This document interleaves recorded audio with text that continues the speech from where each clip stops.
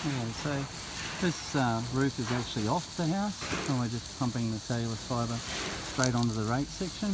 And there's a bit of cellulose drifting about here, but it doesn't go very far, just while we're actually pumping. And then, and that's where when people say that it blows around, we can actually pump it straight onto the roof while there's no roof on it, and then we'll put the roof back on later. So, it does a good job and gets 100% coverage. So you can see how easy that is compared to doing the job with bats or that, and having to cut bats into all of those triangle bits there. And this little bit here would be a bit that would get missed normally, right? And this little piece here, they wouldn't put a bat in there, right?